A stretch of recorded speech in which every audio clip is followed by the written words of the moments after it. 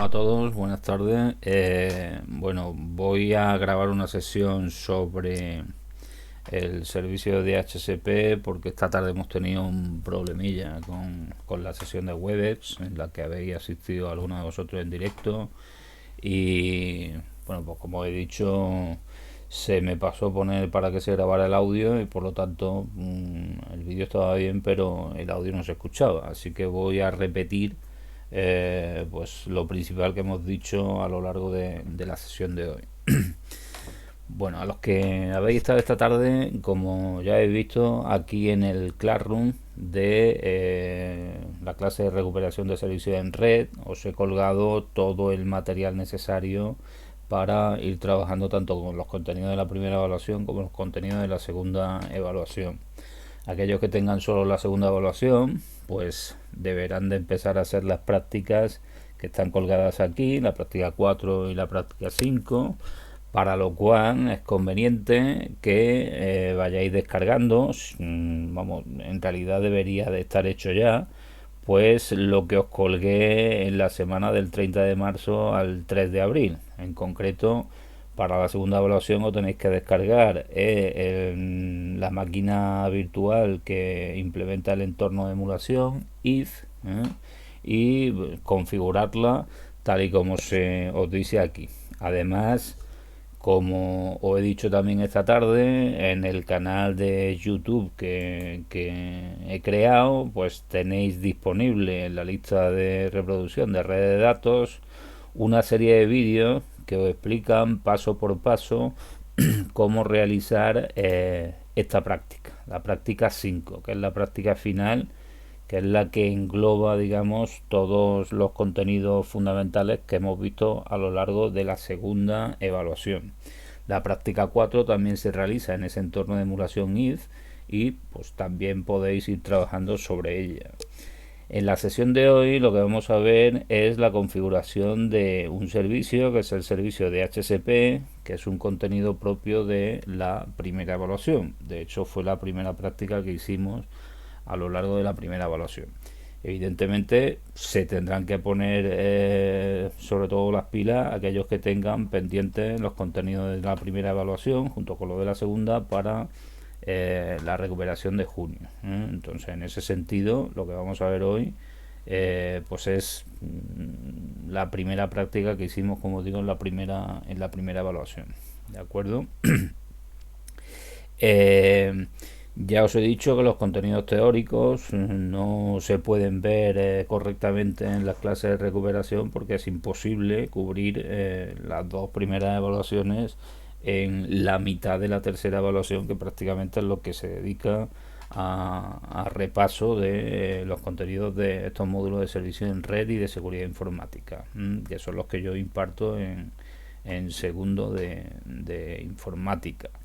Por lo tanto, los contenidos teóricos los tendréis que ir trabajando vosotros por vuestra cuenta, siguiendo los contenidos del libro que hemos visto durante la primera evaluación de McGraw-Hill, y siguiendo también por los contenidos a través de los módulos del CCNA que hemos estado viendo a través de la plataforma de la Net Academy de SIC.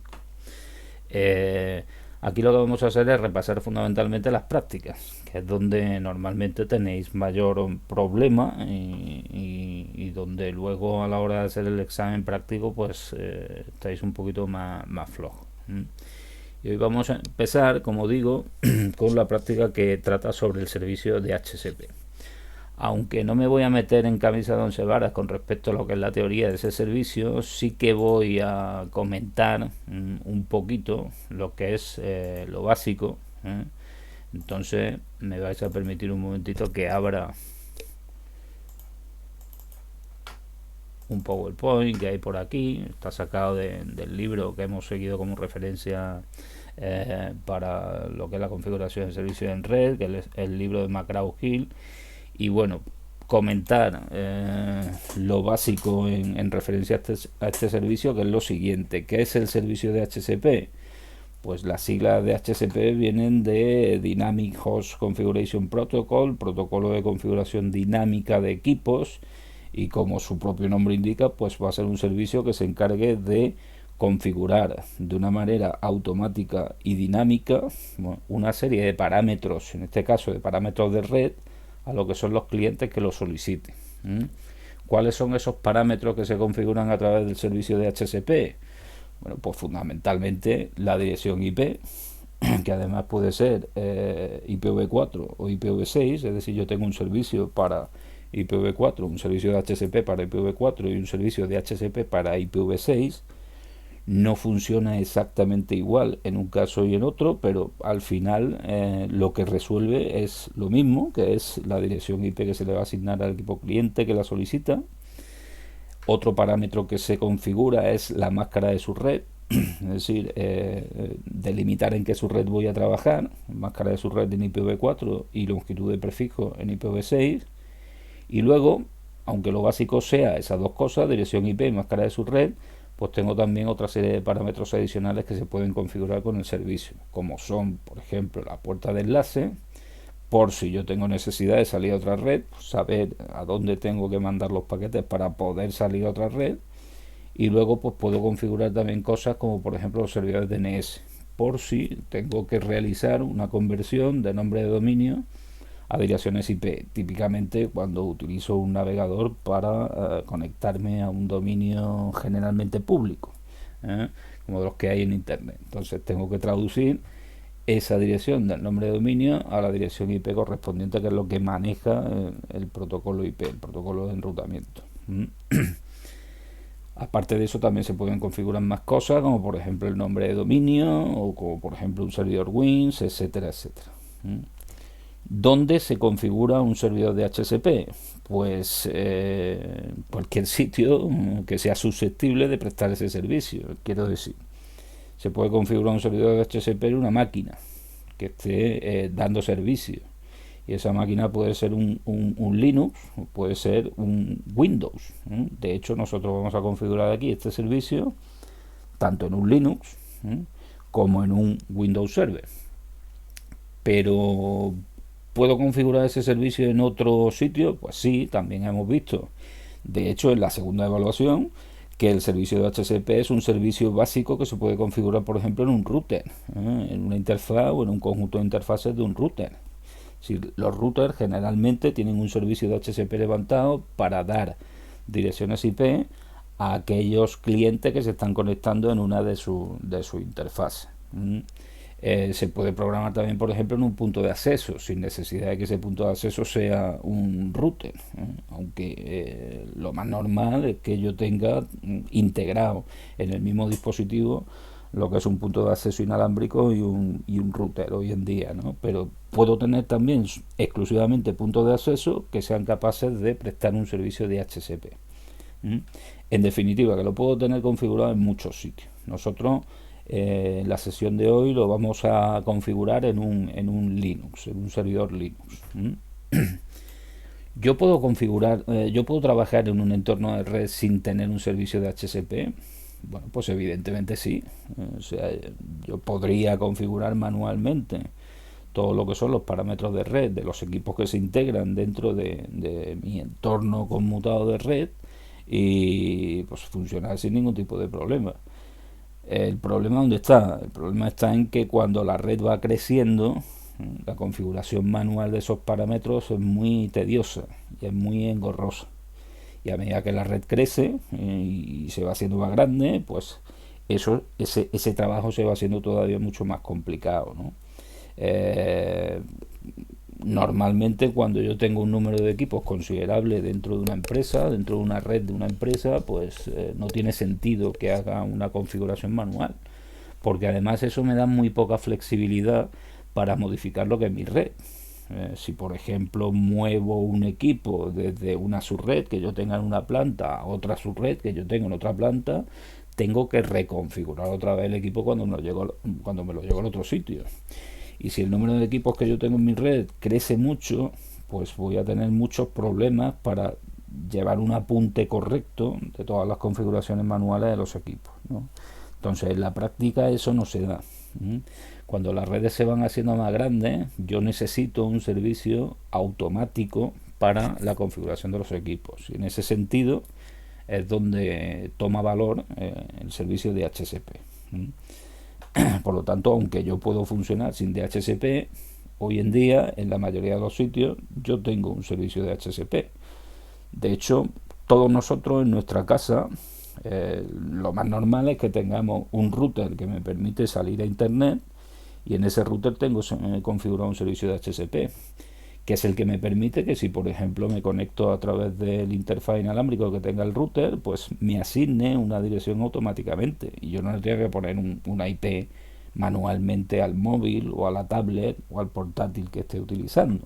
O sea que es un servicio muy, muy habitual en ese sentido. Esto de aquí no vamos a hablar, no voy a entrar en todo lo que es la teoría que hemos desarrollado a lo largo del curso, sobre qué tipo de asignaciones se pueden hacer y demás. Me voy a centrar en lo básico. Lo que sí quería ver era un poquito esto, para explicar cuáles son los mensajes básicos que forman parte de lo que sería el proceso de DHCP normal, y para que entendáis cómo funciona, o para recordar cómo funciona esto. Bueno, aquí tenéis una situación en la que yo tengo un cliente de DHCP, un equipo que está solicitando de alguna manera que alguien le dé los parámetros de red oportunos, y pues tengo una red en la que curiosamente tengo dos servidores de DHCP. ¿Eso puede ser así? Sí, yo puedo tener una red, un entorno de red en el que tenga varios servidores de DHCP activos.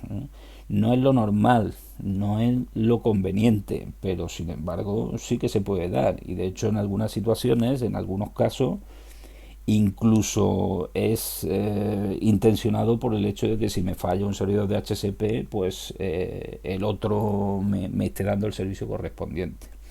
Independientemente de eso, cuando un cliente quiere obtener una serie de parámetros de red de un servidor de DHCP, lo primero que va a hacer es solicitarlo mediante un mensaje que se llama DHCP Discover. Ese mensaje es un mensaje que se tira a todos los equipos que yo tengo en el entorno conmutado, es decir, es un broadcast de red. Por lo tanto, el mensaje que sale de este equipo acaba llegando a todos los equipos que están integrados en mi red, con la intención de que si existe algún servidor de DHCP, pues sea capaz de responder a ese mensaje, ¿vale? Por cierto, aquí hay un pequeño error. Esto sería la 255, 255, 255, 255, que sería la dirección de broadcast, ¿vale?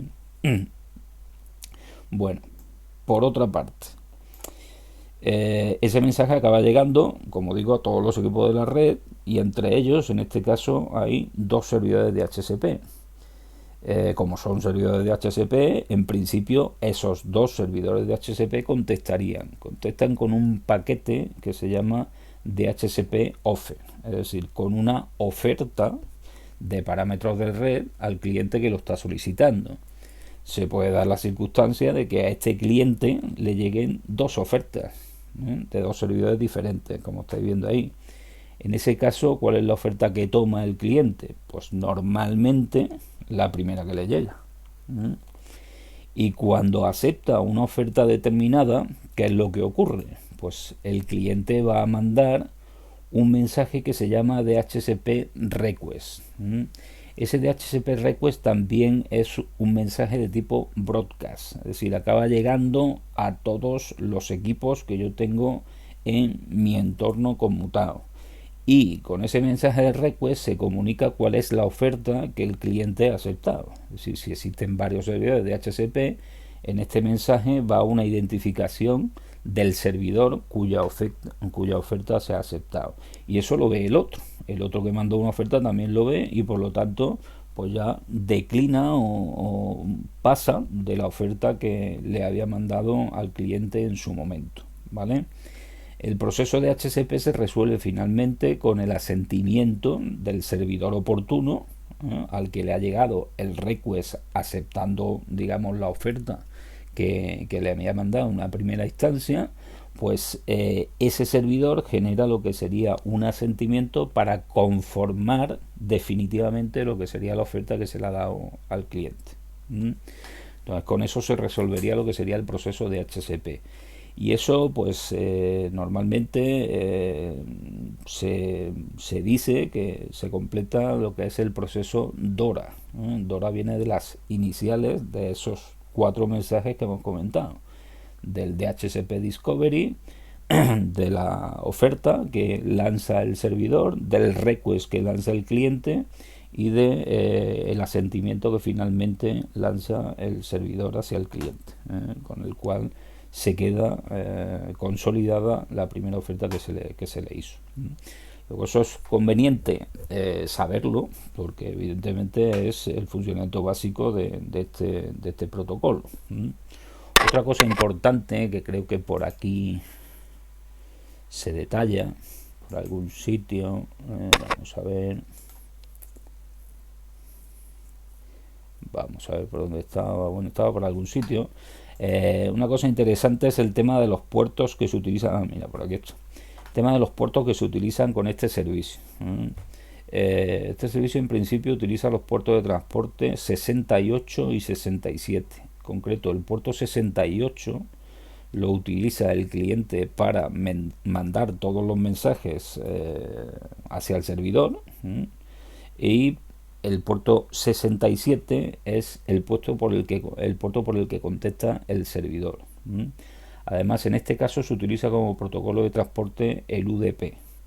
Como hemos visto en clase, el protocolo de transporte UDP es un protocolo no orientado a conexión, donde yo no tengo mecanismos por el cual pueda garantizar que los segmentos que voy enviando de un sitio a otro llegan en orden, o se pueden reordenar, o si hay algún segmento que se pierda por el camino, pues se va a volver a solicitar el número de segmento adecuado, ¿vale? Todo eso son mecanismos de un protocolo orientado a conexión que hemos estudiado y que se llama TCP. En el UDP, sin embargo, no existe nada de eso. Lo que se trata de conseguir con el protocolo UDP es rapidez en la entrega de la información. Pero no tengo la garantía de que todos los segmentos que salgan de un sitio llegan correctamente hasta el otro sitio. Digamos que si no llegan, pues a nivel de la aplicación que yo estoy utilizando, pues tendré que conseguir que se reenvíen otra vez los segmentos para que al final llegue, ¿vale? Entonces, como en el DHCP lo que a mí me interesa es que un servidor de DHCP me dé muy rápidamente lo que son los parámetros de red que necesito, pues utiliza un protocolo de transporte rápido como UDP. En el caso de que no llegue la respuesta por parte de ningún servidor de DHCP, pues de nuevo volveré a mandar esa petición. Si no me llega en un tiempo prudencial, pues evidentemente que no tengo ningún servidor de DHCP detrás y por lo tanto es imposible que me den lo que son los parámetros de red. Otra cosa de interés con respecto a este servicio es que os podéis encontrar con que algunas veces, sin yo tener un servidor de DHCP detrás, sin yo tener, me estoy refiriendo a sin que un cliente de red tenga un servidor de DHCP detrás, sin embargo, es posible que veáis que tiene asignado una dirección IP. ¿Por qué se produce esto? Bueno, pues esto se produce debido a que yo tengo una serie de servicios que están funcionando y que permite realizar eso, ¿vale? En concreto, si estoy hablando de un Windows, pues habréis experimentado en alguna ocasión que incluso cuando yo no tengo un servicio de DHCP, si pongo mi interfaz de red como un cliente de DHCP, es decir, para obtener una dirección IP automática, pues el propio sistema operativo tiene ahí un servicio levantado que me va a dar una dirección en el rango 169, 254, lo que sea, una dirección de clase B. Bien, eso me permite una funcionalidad muy básica, porque me están asignando direcciones de clase B, direcciones privadas de clase B, pero normalmente esas direcciones no funcionan bien en un entorno muy reducido como el que yo puedo tener, por ejemplo, en un ambiente doméstico. Pero por lo menos una funcionalidad básica la tengo con la asignación de esa dirección IP. En Linux también ocurre lo mismo, existe por ahí un paquete que es este, el Abaji, que instala lo que es un servicio que se llama Abaji y que también me da una dirección en ese rango del 169, 254, etcétera, etcétera. ¿Vale? Concreto en estos rangos de aquí, como estáis viendo. Bueno, como digo, no es ni muchísimo menos una dirección adecuada para funcionar de una manera correcta en un entorno de red pequeñito, pero por lo menos tengo alguna dirección IP de manera básica asignada, ¿vale? Bueno, pues a nivel de teoría de este servicio no vamos a comentar nada más. Lo que vamos a hacer ya es implementar el servicio en un servidor Linux. Entonces, para eso, aquí en el Classroom tenéis colgado como digo, desde la semana del 30 de marzo, lo relativo a la primera evaluación. Tenéis un enlace en Mega, que es este, que si lo abrís pues veréis que tenéis esta carpeta compartida. Lo que tenéis aquí es una máquina virtual preparada, con una distribución de Linux, que es la que hemos utilizado en clase, que es una distribución de Bunsen Labs, una distribución basada en Debian, y que está completamente en blanco, es decir, no tiene nada instalado, con el objetivo de que empecemos nosotros a instalar paso a paso todas las cosas que necesitamos para configurar este servicio, ¿vale? Entonces lo primero que deberéis de hacer, lógicamente, será bajaros esta máquina virtual e instalarla en vuestro equipo. Es una máquina virtual que, como estáis viendo, está preparada para el entorno de virtualización de VirtualBox. Ya he comentado esta tarde a los que habéis asistido en directo a esta sesión que bueno, si vamos a utilizar máquinas virtuales en casa, conviene que tengáis unos anfitriones con determinados recursos para que yo pueda levantar ahí pues eso, las máquinas virtuales con las que voy a trabajar. Yo normalmente voy a trabajar con entornos donde voy a tener abiertas al mismo tiempo un par de máquinas virtuales o incluso tres. Entonces, con la gente con la que he hablado esta tarde no hay problema, porque me han dicho que tienen equipos con 8 GB de memoria, con 16 GB de memoria y con unos procesadores medianamente modernos, ¿no? Entonces, ahí no hay problema. En principio, con una configuración, con que tengáis un i3, un i5 y con 8 GB de memoria, os sobra para todo lo que vamos a hacer aquí. Yo normalmente voy a trabajar con una máquina de Linux que va a consumir menos de 1 giga seguro en todo momento, por mucha caña que le demos, y luego voy a trabajar también con un Windows Server 2019, que ese sí tendrá un consumo de memoria bastante más alto. Puntualmente también puedo trabajar con un Windows normal como cliente, y ese también suele consumir una memoria en torno a los 2 gigas fácilmente.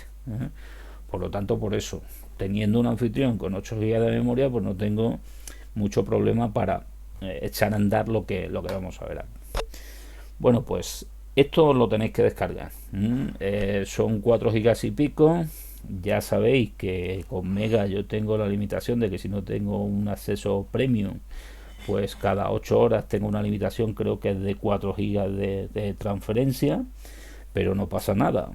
Os descargáis primero 4 gigas y cuando pasen 8 horas pues se seguirá descargando lo que quede. Os podéis instalar la aplicación de escritorio de Mega, y eso gestiona automáticamente, o sea, dejáis el ordenador encendido y cuando pasen las 8 horas va a empezar a descargarse lo que le quede. Bueno, pues una vez que lo tengáis descargado, fijaos, yo tengo aquí una carpeta similar, aquí tengo las máquinas virtuales, es esta carpeta en concreto. Pues ¿cómo me instalo yo esto? Pues nada, abro el VirtualBox. Yo aquí ya la tengo, pero la voy a borrar para que veáis qué es lo que tendría que hacer. En este caso no voy a eliminar todos los archivos, sino simplemente de aquí de lo que sería la librería de máquinas virtuales con las que estoy trabajando. y yo quiero añadir esa máquina virtual que tengo en la carpeta que me acabo de descargar. ¿Por qué tengo que hacer? Pues nada, me vengo aquí, máquina, y no voy a crear una máquina nueva, sino que simplemente voy a agregar una que yo ya me he descargado. Bueno, pues agregar, me voy a donde tengo la máquina virtual, en este caso la tengo aquí, y selecciono el fichero que me configura esa máquina virtual. Le doy a abrir y ya la tengo aquí, ¿vale? Ahora lo que tengo que hacer es arrancarla. Tan fácil como eso. Esta máquina virtual ya tiene integrada lo que son las Guest Addition, por lo tanto, cuando la ejecutéis, en principio en el entorno se os debe de abrir a pantalla completa también, como estáis viendo aquí. Y pues, bueno, las credenciales las tenéis también puestas en la Classroom, pero es el login es recupera y la contraseña Turia 2019.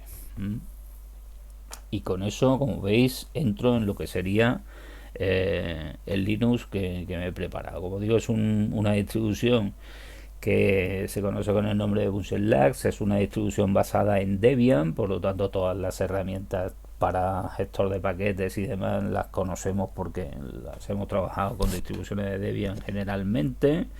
Y bueno, elijo normalmente esta distribución y no un Ubuntu porque la carga gráfica que tiene es una carga muchísimo más liviana. Como veis aquí, del giga que yo he reservado, pues estoy utilizando 180 megas y tengo un escritorio gráfico que es bastante interesante. Es decir, no consume muchos recursos y tengo toda la potencia que tiene un Linux, y en este caso pues con una distribución de tipo Debian. Bueno, pues nada, vamos a empezar a instalar lo que sería el programa, el servicio que me implementa el DHCP. Antes de eso, fijaos, si yo abro un terminal aquí, voy a poner un poquito más grande para que lo podáis ver mejor en casa. Un momentito. Vamos a ver.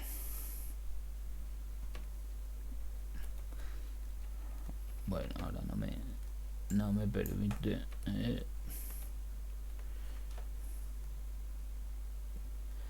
Bueno, no me permite maximizar el tipo de letra. Un momento. Vale, no sé por qué no me coge el otro más. Quería poner el tipo de letra un poquito más grande, lo que estoy haciendo. Vale. Pues como digo, antes de instalar lo que sería el paquete del DHCP, me gustaría saber cuál es la dirección IP con la que estoy funcionando actualmente. Entonces, como sabéis, el comando que se utiliza en Linux para ver a través de consola la dirección IP, los parámetros de red que yo tengo, es ifconfig. Sin embargo, cuando lo ejecuto, como estáis viendo, me dice que no se encuentra la orden correspondiente. Bueno, pues si no se encuentra la orden correspondiente es porque no tengo el paquete instalado que tiene esa orden. De todas formas, se puede instalar. Yo tengo ahora mismo acceso a internet, pues si lo compruebo, veo que efectivamente tengo acceso a internet.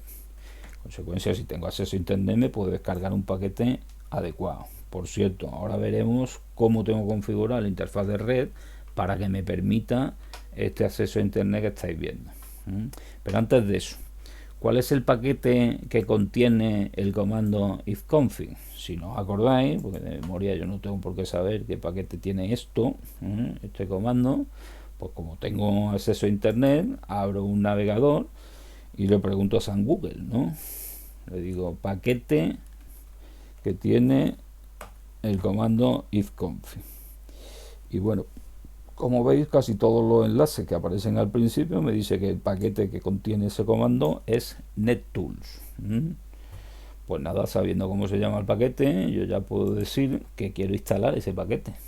Entonces, como esto es una distribución Debian, pues el comando en consola que normalmente nosotros utilizamos para instalar paquetes, pues como sabéis es apt-get o apt. Por lo tanto, sabiendo cómo se llama el paquete, pues sudo apt-get install y el nombre del paquete, en este caso NetTools.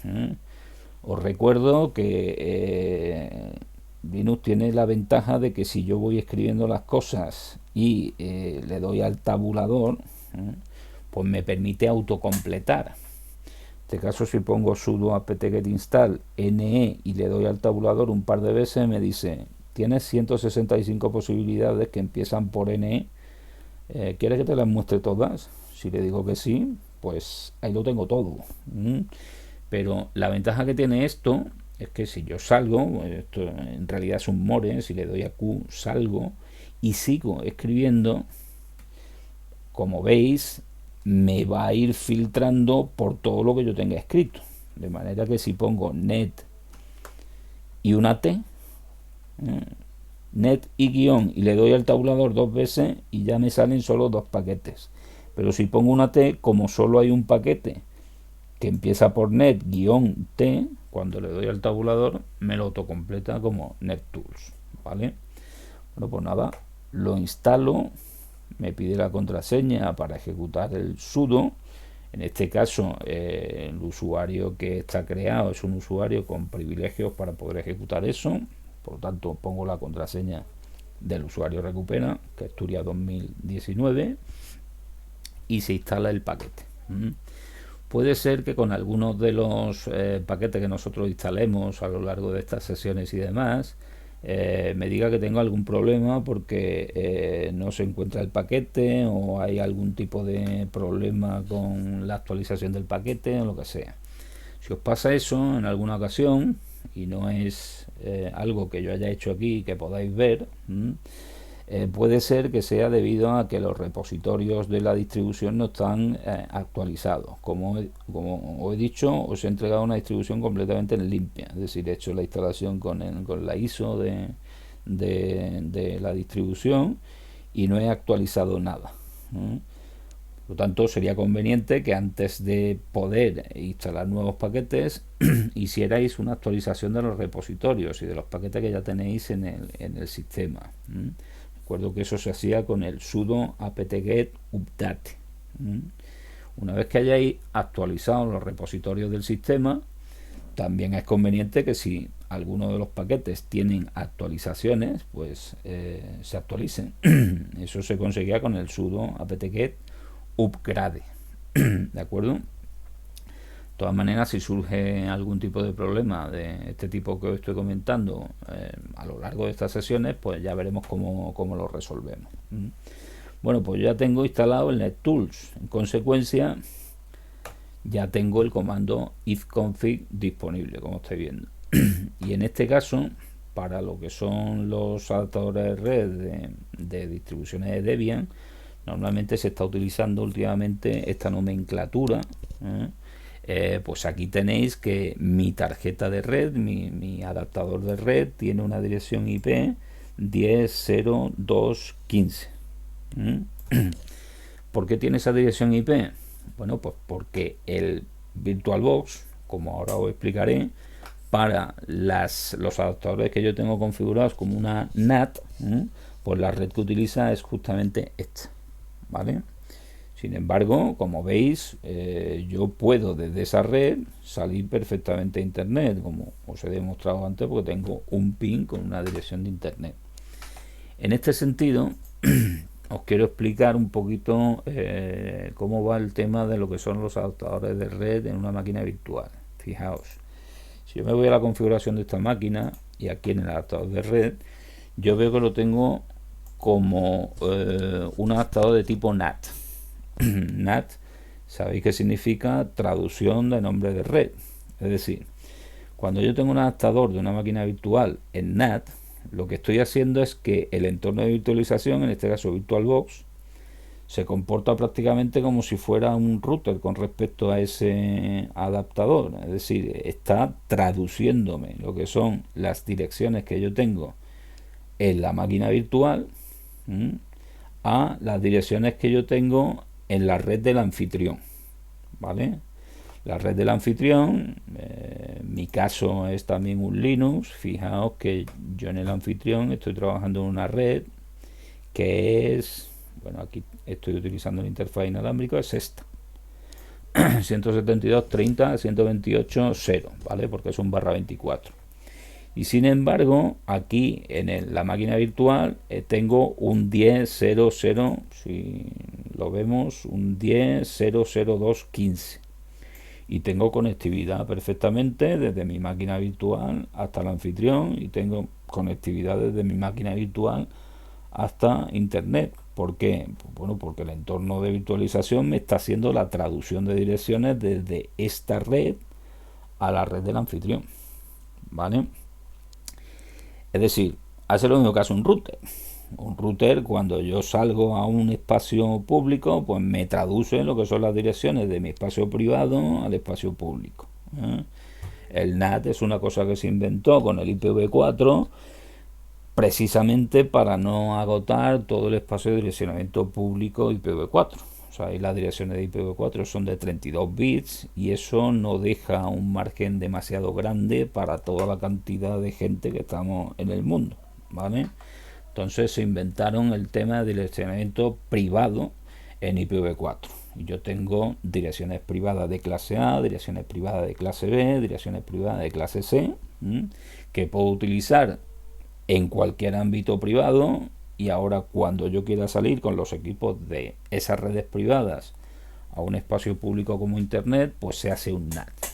Bueno, pues cuando yo pongo mi máquina virtual, la interfaz correspondiente, con una configuración de tipo NAT, como estáis viendo aquí, pues lo que está haciendo el VirtualBox es eso, traducirme el espacio de direcciones que yo tengo en mi máquina virtual a las direcciones que estoy manejando con el anfitrión. Eso tiene una ventaja, y es que, como veis, yo tengo conectividad desde la máquina virtual hacia afuera, pero si yo quisiera conseguir conectividad desde fuera hacia mi máquina virtual, pues tendría que hacer lo que hago en un router, abrir una serie de puertos y permitir que por ahí entrara la gente. Pero en principio, por defecto, no van a poder entrar, porque no tengo habilitado eso. Sin embargo, si yo configurara la máquina virtual como adaptador puente, lo que estaría haciendo es un bridging.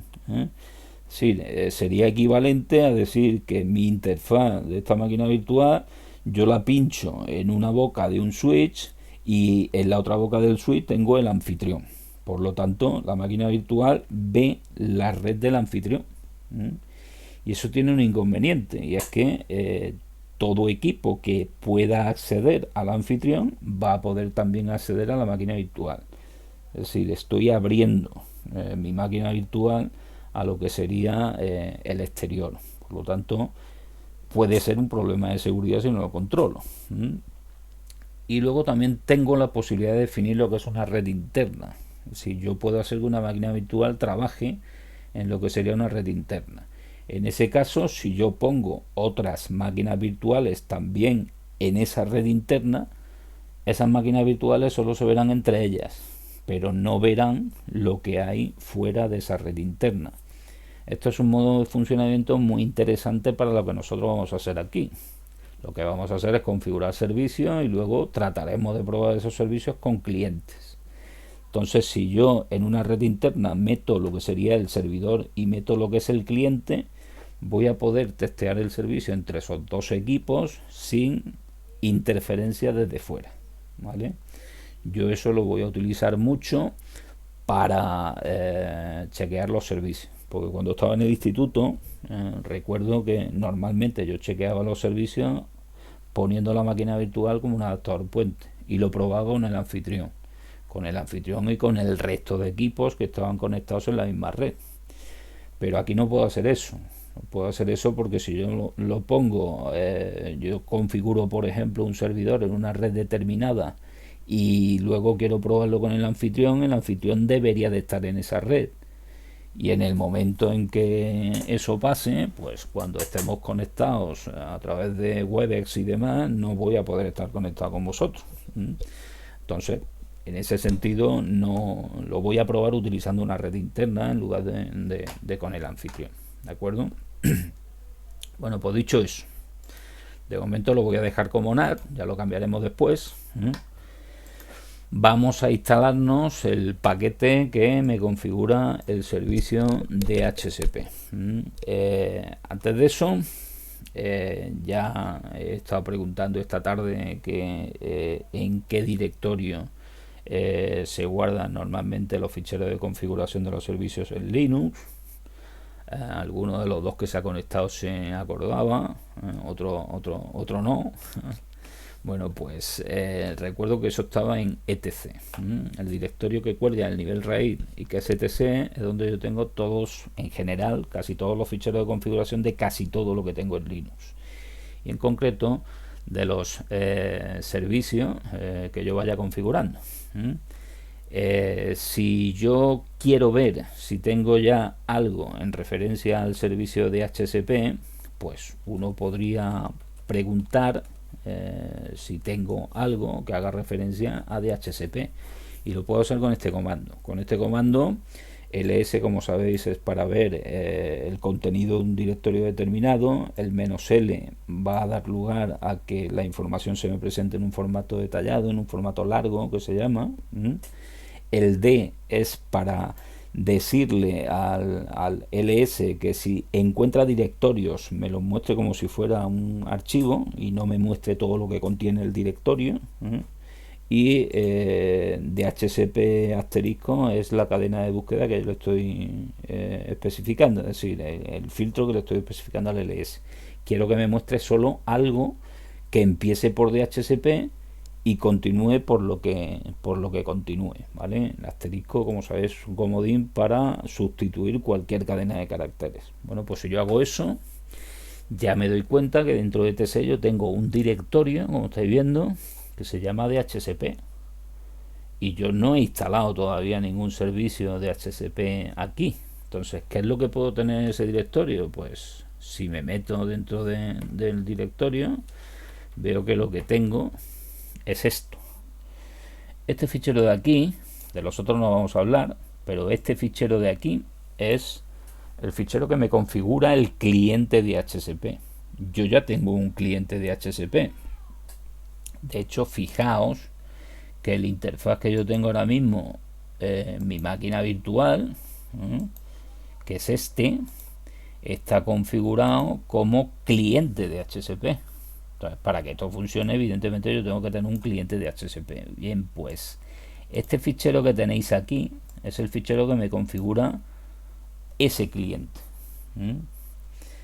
Digo esto porque ahora cuando instalemos el servidor de DHCP, aquí van a aparecer otros ficheros que tienen que ver con la configuración del servidor de DHCP.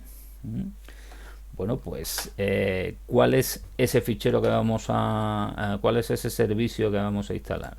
O cómo se llama el paquete que me implementa el servidor de DHCP en Linux. Yo podría utilizar el apt-get install, lo mismo que hemos hecho antes con el NetTool, para instalarlo, siempre y cuando supiese cómo se llama el paquete. Lo puedo buscar por internet. Si yo pusiera por aquí, pues servidor DHCP para Linux, pues posiblemente por aquí me salgan algunos paquetes que me configuran el servicio de DHCP. De hecho, aquí ya me están hablando del paquete que yo voy a utilizar, ¿vale? De todas formas, si yo no me acuerdo del nombre del paquete para poderlo utilizar con apt-get install, o no quiero utilizar el tabulador para autocompletar y ver todas las posibilidades que tengo, os recuerdo que en esta distribución yo también tengo la posibilidad de utilizar un gestor de paquetes gráficos que se llama Synaptic. Para poder acceder a ese gestor de paquetes, pico con el botón derecho en el escritorio y aquí en System, como veis, tengo la posibilidad de acceder a una cosa que se llama Synaptic Package Manager, que, como digo, es un gestor de paquetes gráficos. Aquí me pide de nuevo la contraseña de sudo, la pongo. Si es la primera vez que entro en esta herramienta, pues me sale un mensaje que me informa de que va la herramienta y demás. Y como veis, esto, la principal ventaja que tiene es que yo tengo aquí un edit en el que puedo buscar cuál es el paquete que quiero instalar. Entonces, si yo no sé cómo se llama exactamente el paquete del servicio de DHCP, pero sé que quiero instalar un servidor de DHCP, pues puedo empezar buscando por DHCP. Entonces, como veis, aquí ya tengo ciertas cosas que me van dando pistas de cómo se llama el paquete. Tengo un ISC DHCP Common, que será pues una serie de páginas, en este caso de ayudas comunes a lo que son todos los paquetes ISC DHCP. Tengo un ISC DHCP Client que ya está instalado. Esto que aparece aquí con un tic de verde es porque ya está instalado, que evidentemente es el cliente de DHCP que os he comentado que se está utilizando. Aquí me viene la versión instalada y la última versión de la que se tiene constancia en los repositorios. Con esto puedo ir controlando si tengo la última versión instalada. Bueno, pues ¿cómo creéis vosotros que se va a llamar el servidor de DHCP? Pues lo más seguro, viendo lo que he visto, es que se llame ISC DHCP Server. Y efectivamente resulta que aquí tengo un paquete que se llama ISC DHCP Server y que me dice, esto es un servidor de DHCP para lo que es la asignación automática de direcciones IP. ¿Vale? Aparte de eso tiene también otra serie de paquetes como este y de DHCP Relay, por ahí había otro que lo integra con el EDAP. Sí, son utilidades adicionales que me permiten pues configurar el servidor de DHCP como si fuera un servidor de DHCP Relay, y eso es una opción un poquito más avanzada que no vimos en clase. Me permite integrarlo con un servicio de directorio como el EDAP, etcétera, etcétera. Pero son configuraciones ya un poquito más elaboradas que no vamos a ver. A mí el paquete que me interesa instalar es este. ¿Y cómo lo instalo? Pues marcándolo para la instalación. Otra cosa buena que tiene el Synaptic, esto también lo tiene apt-get, es que si un paquete tiene dependencias con otra serie de paquetes, por ejemplo con algunas librerías y demás, donde se implementan funciones necesarias para el funcionamiento de ese servicio, pues esto me lo resuelve automáticamente. Por tanto, yo no me tengo que preocupar en demasiado de eso. Le doy aquí a que me instale todos los paquetes relacionados y una vez que lo tengo marcado, le digo que me aplique la instalación del paquete, ¿vale? Aquí, como veis, me sale un resumen de todo lo que se va a instalar. Este es el paquete básico y luego todas las dependencias. Se van a instalar 6 nuevos paquetes con un tamaño de 6 megas y se tiene que descargar 1 mega y pico. O sea, la verdad es que no pesa demasiado el tema, ¿eh? Eso es lo bueno que tiene Linux. Pero en la instalación de servicio y demás, con paquetitos chiquititos, la cosa se resuelve. Bueno, pues le doy a aplicar y esto empieza a descargarse y a instalarse. Pues nada, listo. Ya tengo el servidor de DHCP instalado. Le doy aquí a Close, fijaos que ya me sale aquí en verde. Y atención, si yo me voy aquí al directorio en el que estaba, no he hecho nada, y ahora le doy un ls-l después de haber instalado el servidor, fijaos que ya tengo 2 nuevos ficheros que se acaban de instalar ahora mismo. Esta fecha de aquí que aparece del 3 de marzo de 2018 evidentemente no es la fecha de hoy. Hoy estamos a 16 de abril de 2020. ¿Qué es esto? Pues es la última modificación de este fichero de configuración que se hizo el 3 de marzo de 2018. Entonces, como yo lo acabo de instalar, pues se guarda con las características de fecha de última modificación de ese fichero. Bueno, pues este es el fichero de configuración del servidor y este es el fichero de configuración del servidor para IPv6. ¿Vale? Pues yo ya tengo el servicio instalado. Además, normalmente cuando se instala un servicio, si todo va correcto, el Linux lo va a arrancar automáticamente, ¿vale? En este caso, ¿cómo sé yo cuáles son los servicios que yo tengo ahora mismo corriendo en mi sistema y si ya tengo un servicio de DHCP activo? Bueno, pues podréis ver por ahí que cuando yo instalo un servicio en un servidor Linux, generalmente se instala también un script que me permite arrancar ese servicio, parar el servicio, ver el estado del servicio, reiniciarlo, etcétera, etcétera. Esos scripts normalmente están en un directorio que es etc initd, ¿vale? Si yo veo ahí lo que hay, pues todo esto de aquí son scripts de diferentes servicios que yo puedo utilizar. Y fijaos que tengo aquí uno que curiosamente tiene la misma fecha de modificación que los ficheros de configuración que hemos visto, que se llama ISC DHCP Server. Con este script yo puedo arrancar el servicio con un start, lo puedo parar con un stop, lo puedo reiniciar con un restart, puedo ver el estado con un status, etcétera, etcétera. Pero si no queréis aprenderos el nombre de todos los scripts de los servicios que vosotros instaláis, en una distribución Debian es más fácil utilizar un comando que sirve para todos los servicios que yo tenga instalado. Es el comando service, ¿vale? Ese comando se tiene que ejecutar con privilegio de administración, por lo tanto con un sudo delante. Y fijaos, un modificador muy interesante de este comando es este que yo voy a poner aquí, menos status all. Con esto, si yo lo ejecuto, pide la contraseña para sudo,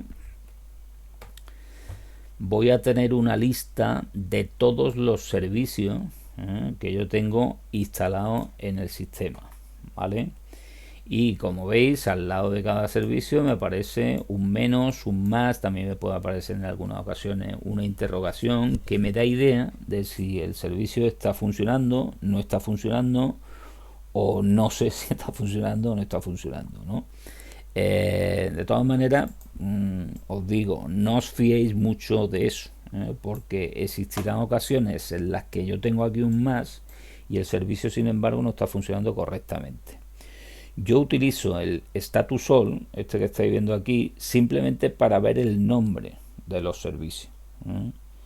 Entonces aquí estoy viendo, por ejemplo, que tengo un servicio que se llama ISC DHCP Server y tiene un menos delante. Por lo tanto, supongo que no está funcionando. Pero para saber si realmente está funcionando y si yo he tenido algún problema en el arranque de ese servicio inicialmente, lo que debería de hacer es referirme a ese servicio en concreto con el comando service. Una vez que es el nombre, en este caso ISC DHCP Server, fijaos, si yo pongo sudo service ese servicio y le digo que quiero ver el estado del servicio, pues aquí tengo mucha más información. Estos mensajes de aquí son mensajes que están cogidos todos de un log de sistema, en concreto del syslog, y pues bueno, aquí me dice que intentó arrancar el servicio de DHCP v4, pero sin embargo falló. O sea, ha intentado arrancarlo pero ha fallado. Por lo tanto, el servicio no está funcionando. Está instalado pero no está funcionando. ¿Por qué no está funcionando ese servicio? Eso lo veremos también más adelante en algunas sesiones, pero en principio es evidente. Fijaos que os acabo de enseñar antes que la conexión esta, que es la que yo estoy utilizando, está puesta como un cliente de DHCP. Bueno, una conexión de red, una interfaz de red no puede ser al mismo tiempo un cliente de DHCP y un servidor de DHCP.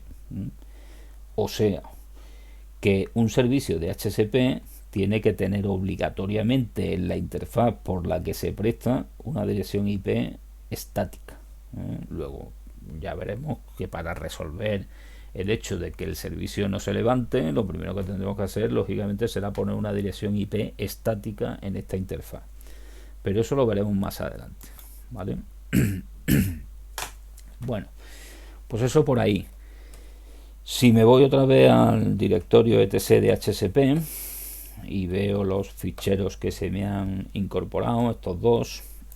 Otra cosa que suele ser bastante habitual en los ficheros de configuración de Linux es que casi todos los ficheros que tienen que ver con un servicio acaban en el nombre con una D. La D esta de aquí hace referencia a que es un demonio lo que se está configurando, un daemon, es decir, un proceso que se está ejecutando continuamente en el sistema. Todos los servicios son prácticamente todos son demonios, en el sentido de que son procesos que están ejecutándose continuamente, están escuchando por unos puertos determinados y están esperando las peticiones de los clientes por esos puertos. Entonces son procesos que están, mientras que el sistema esté levantado, están ejecutándose continuamente, ¿vale? Bueno, pues de ahí viene lo de la D. Vamos a ver cuál es la estructura que tiene este fichero de configuración. Entonces en Linux yo puedo utilizar muchos comandos para ver el contenido de un fichero de texto, pero por ejemplo puedo utilizar cat para ver el contenido de ese fichero. El problema que tiene cat, el cat en realidad es un comando de concatenación de cadenas. El problema que tiene el cat es que, como veis, si el contenido del fichero me ocupa más de una pantalla, pues yo tengo que tirar luego del scroll de pantalla para ver todo el contenido del fichero. Si no se para en cada una de las pantallas. Existen otros comandos como less y como more que sin embargo sí que se paran en cada una de las pantallas y me permiten pulsar teclas para ir viendo el contenido progresivamente, ¿vale? Si yo pongo un less dhcpd.com,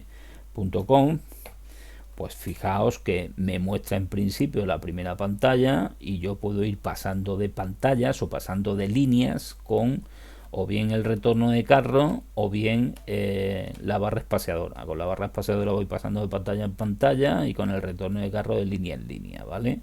El more funciona prácticamente igual que el less, con algunas salvedades, ¿vale?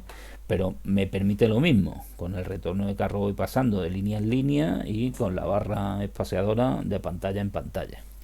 Bueno, pues aquí estáis viendo el fichero de configuración del servicio de DHCP.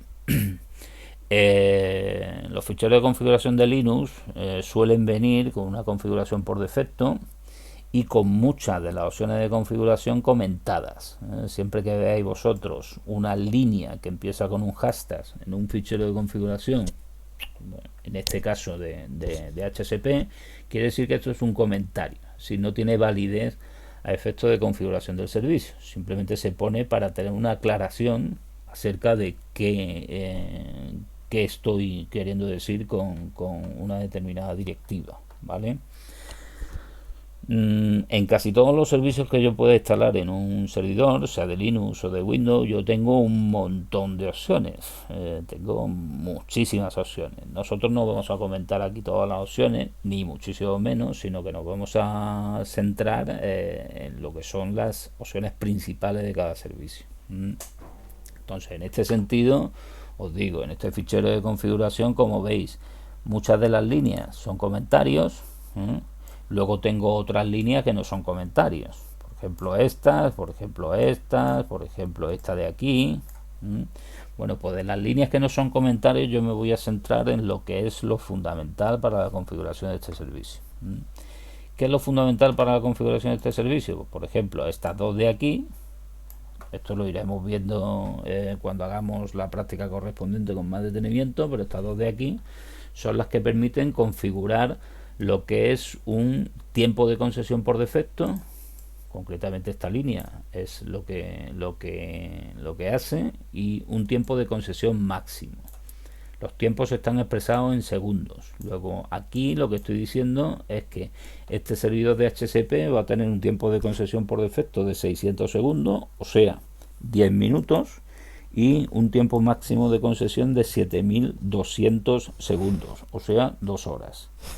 Por lo tanto, cuando eche a arrancar el servidor y se ponga a darle parámetros de red a los clientes que lo soliciten, cada vez que confirme una oferta con el DHCP ACK, resulta que esa concesión va a durar por defecto 10 minutos. ¿Eso quiere decir que a los 10 minutos el cliente ya se desconecta de la red porque no tiene parámetros de red?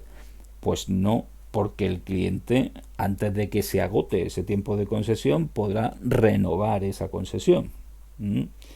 En concreto, el cliente mandará un DHCP request para intentar renovar la concesión. Y si el servidor tiene un tiempo máximo de concesión de 2 horas, pues lo que va a hacer es renovarle automáticamente la concesión hasta un tiempo máximo de 2 horas. ¿Y qué pasa? Después de las 2 horas el cliente se queda sin conexión. Pues tampoco. Cuando pasen las 2 horas, lo que ocurrirá es que el cliente tendrá que empezar otra vez todo el proceso DORA, es decir, empezar con un discover como si empezara de nueva y solicitar otra vez, digamos, la concesión de esos parámetros de red. En un entorno normal, donde yo tenga siempre los mismos equipos y demás, lo normal es que eso se vaya renovando permanentemente con la misma dirección que se le asignó al cliente en un primer momento. Sin embargo, con estos tiempos yo puedo jugar en entornos donde a mí me interesa, por ejemplo, que los clientes vayan entrando y vayan saliendo de acuerdo a lo que es el tráfico típico de ese entorno de trabajo. Por ejemplo, imaginaos un hotel en el que yo quiero controlar más o menos el número de direcciones IP que se otorgan automáticamente a los clientes, y además yo quiero que los nuevos clientes que vayan llegando, por ejemplo a la cafetería y demás, pues tengan la posibilidad de conectarse a la red para salir a internet o para lo que sea. Entonces, en ese tipo de ambientes es normal trabajar con tiempos de concesión que son cortos, para permitir que nuevos clientes se vayan incorporando una vez que expiren lo que son las concesiones de los clientes más antiguos, ¿vale? En entornos que son más estáticos, donde yo tengo siempre el mismo número de clientes y eso no cambia, pues lo que me interesa es utilizar tiempos de concesión altos, porque yo sé que mi red ahí no va a cambiar excesivamente, ¿vale? Definitiva, que son formas de jugar con esos tiempos de concesión que se tienen que adecuar a la red en la que se implementa. Más directivas que son interesantes, pues bueno, por ejemplo, con esta directiva de aquí, con estas dos, yo puedo configurarle a un cliente también lo que sería el nombre de dominio, en este caso example.org, por ejemplo, y los servidores DNS, ¿vale? Que no es lo mismo.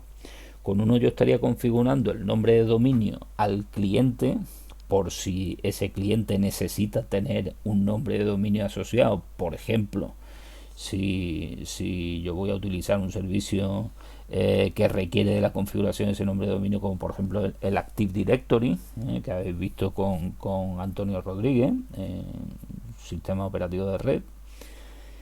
Pero eso no tiene nada que ver con el tema del Domain Name Server.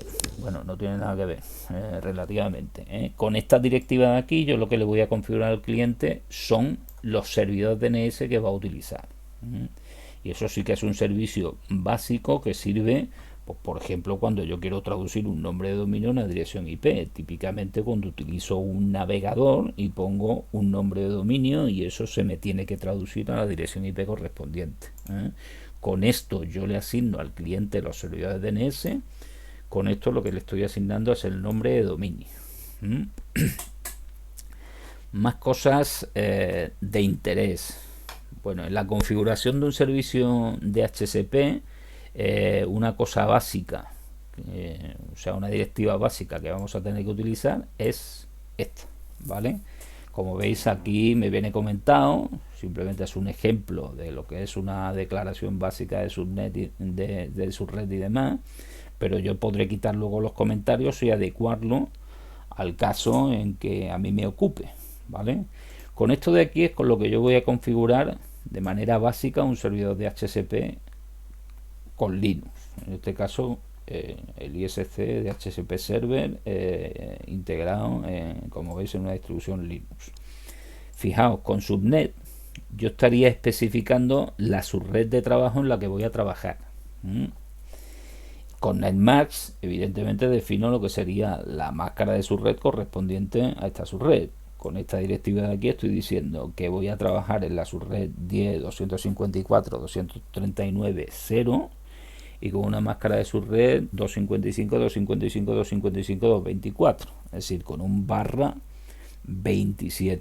En este caso, dentro de esa subred, como es un /27, pues yo podría tener, estoy dejando 5 bits para direccionar equipos, consecuencia podría tener hasta 30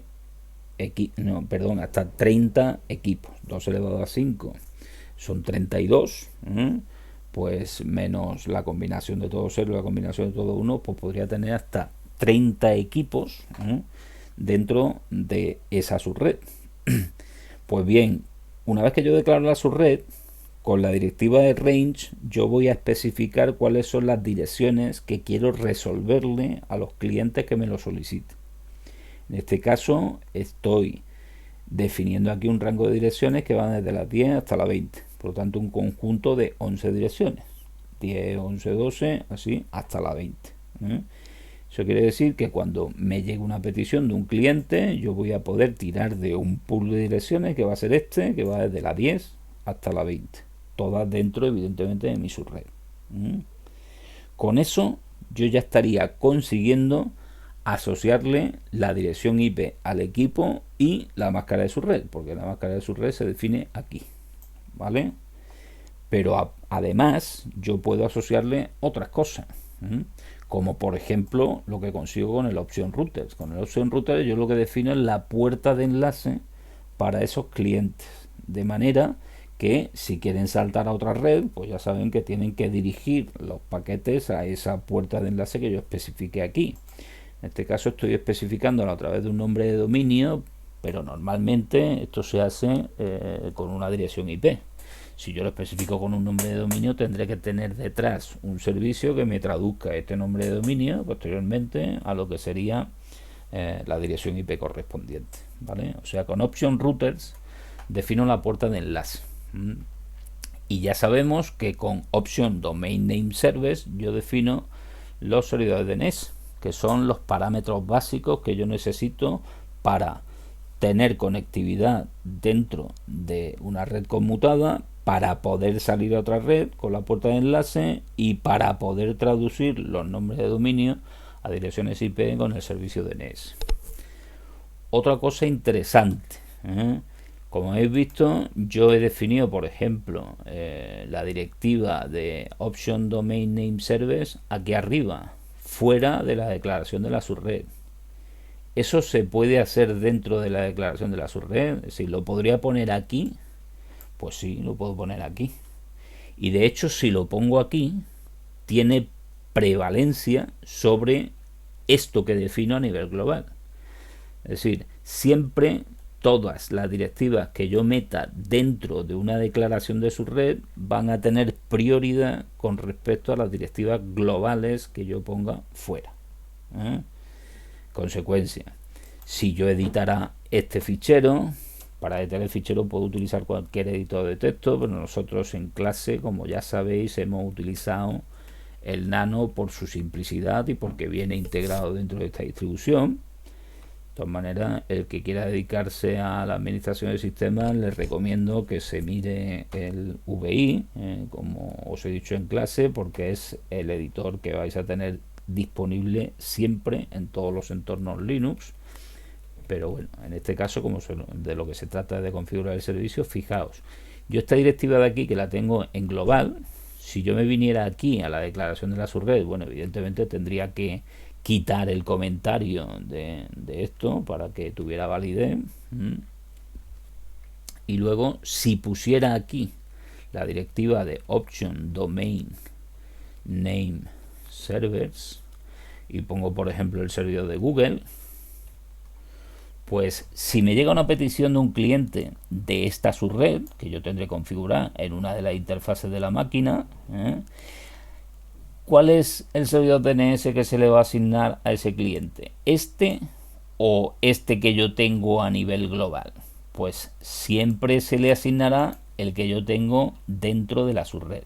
Es decir, tiene prioridad esta asignación a la asignación global. Evidentemente, si no tengo aquí nada declarado con respecto a la opción Domain Name Server, pues entonces sí que coge la declaración global que yo tengo fuera, ¿vale? Es decir, siempre va a intentar asignar los parámetros que yo tenga en la especificación más concreta del entorno de trabajo en el que yo estoy. Y en este caso, si estoy trabajando en una subred, pues lógicamente esto me especifica mucho más la máquina que una máquina global. Pues yo aquí puedo hacer la declaración de varias subredes. Si yo en esta máquina tengo varias interfaces de red, pues cada una de las interfaces de red que esté trabajando en una subred me puede dar un servicio de HCP para el segmento correspondiente. Entonces, cogería siempre la especificación que yo tengo a nivel de subred, ¿vale? Bueno, voy a dejar esto comentado para que el próximo día cuando yo lo arranque no me dé problemas, porque no tengo interfaces configuradas en esa red. Próximo día ya haremos una configuración concreta de su red, ¿vale? Pero bueno, lo he puesto simplemente para que entendáis la diferencia de una declaración global y una declaración que yo tengo dentro de, en este caso, de la especificación de la subred. Para terminar esta primera sesión, no hacerla demasiado pesada, el próximo día ya veremos un ejemplo concreto de configuración y cómo probarlo. Lo que voy a hacer es dejar instalado el webmin para poder configurar también este servicio a través de un entorno gráfico. El webmin es una herramienta de gestión que me permite configurar no solo los servicios que yo tengo integrados, sino prácticamente casi todo lo que quiera en un Linux. Así que, ¿cómo se instala? Pues bueno, en lo que es la Classroom os dejé aquí al final, en esto que colgué el 30 de marzo y el 3 de abril, os dejé el paquete actualizado del webmin para distribuciones de Linux basadas en Debian. De todas maneras, este paquete lo tendríais que meter dentro de la máquina virtual y después instalarlo. Posiblemente sea más cómodo que directamente os vayáis aquí a la página de webmin, una vez que tengáis lógicamente acceso a internet, que os descarguéis downloads el paquete para Debian, que lo tenéis aquí, ¿vale? Eso lo descargáis, son 14 megas o 15 megas, o sea, va a tardar relativamente poco en descargarse. Vamos a ver si empieza con la descarga.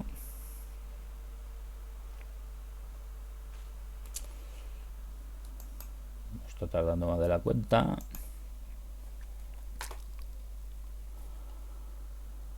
Bueno, como veis me pone que la descarga empezará, bueno, ya iba a decir muy corto, no va a ser.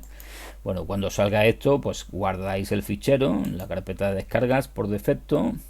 Aquí veis que, bueno, depende de la velocidad que tengáis en casa y demás, pero vamos, esto se va a descargar relativamente rápido.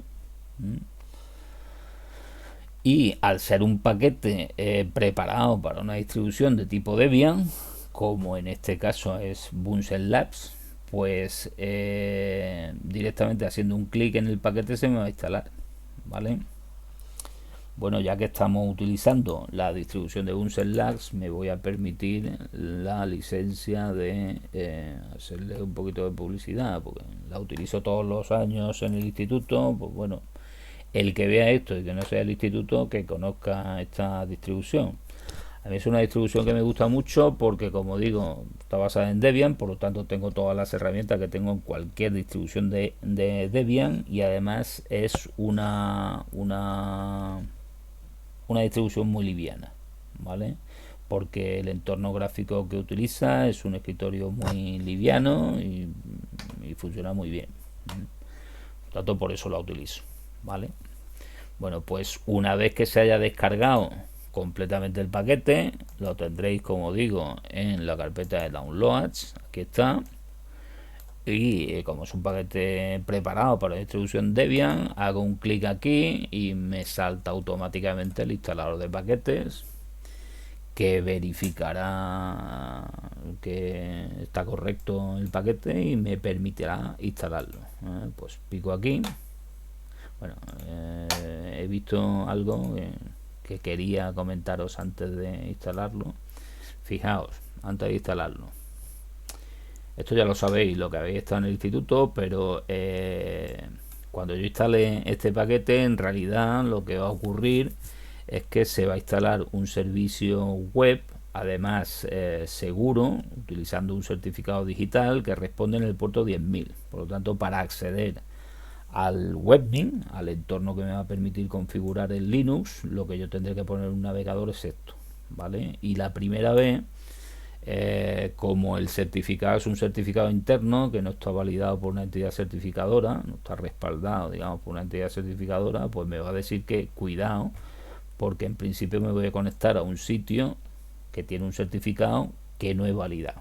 Bueno, como yo sé que se trata del certificado que integra el webmin y demás, pues evidentemente me lo creeré. Bueno, le doy a instalar el paquete, me pide la contraseña, Turia de 2019.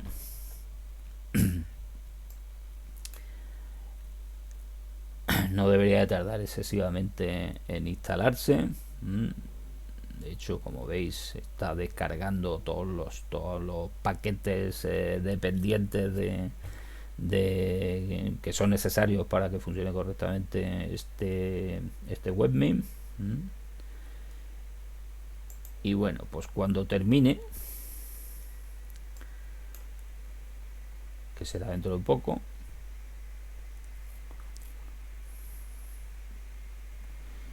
pues yo tendré disponible la posibilidad de configurar todo lo del Linux de una manera gráfica. Como veis, ya ha terminado la instalación, le doy a cerrar. Pues nada, en cuanto termina la instalación del paquete, fijaos que si yo abro un navegador y pongo https localhost y al puerto 10.000, como digo, la instalación de ese paquete me habrá implementado un servicio web que está escuchando por el puerto 10.000 y además es un servicio seguro que utiliza, como digo, un certificado digital, en este caso autofirmado, para implementar una comunicación encriptada entre el cliente y el servidor web. Si yo hago una petición a ese puerto, me dice cuidado, porque aquí tienes un certificado que no tiene un respaldo, no está firmado por una entidad certificadora. Bueno, es un certificado autofirmado, pero como yo sé, porque acabo de instalar el webmin, que ese certificado no tiene riesgo ninguno, porque es una herramienta que yo quiero utilizar, pues entonces acepto el riesgo y continúo, y ya entro en la página que me permite configurar cosas del Linux de una manera gráfica, ¿vale? Las credenciales aquí son las credenciales con las que yo entro normalmente al sistema, que tienen permiso de administración.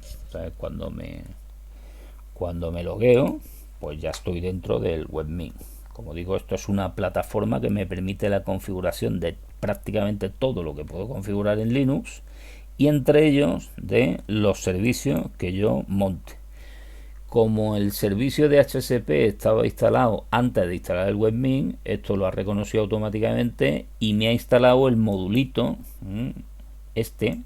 que me permite configurar el servicio, ¿vale? Sobre esto hablaremos también el próximo día. El próximo día configuraremos un servidor de HCP tocando directamente el fichero de configuración que hemos visto, el de hcpd.conf, y también a través de aquí. Esto en realidad lo que hace es escribirme en ese fichero de configuración que hemos visto. Es decir, es un entorno gráfico que cuando yo voy configurando aquí las cosas, lo que hacen es trasladarse al fichero de hcpd.com, ¿vale? Bueno, pues vuestra tarea para la semana que viene es descargaros la máquina virtual que os he dejado en el Classroom, es decir, os descargáis esta máquina virtual de aquí, que es la que yo me acabo de instalar en el VirtualBox, o la instaláis en el VirtualBox y hacéis lo mismo que yo he hecho. Instaláis el servicio de HCP mediante el paquete ISC de HCP Server y luego configuráis el webmin. De forma que la semana que viene ya podamos implementar ese servicio y ver cómo funciona. ¿De acuerdo? Bueno, pues espero que no se me haya olvidado nada de lo que hemos comentado en directo esta tarde. Yo creo que no, que prácticamente he dicho más o menos lo mismo. Pero bueno, si se me ha olvidado, seguro que van a salir en sesiones posteriores. Así que nada, me despido ya por hoy y mañana recuerdo que vamos a tener una sesión sobre criptografía. Así que nada, os espero mañana por la tarde, ¿de acuerdo? Chao, hasta luego.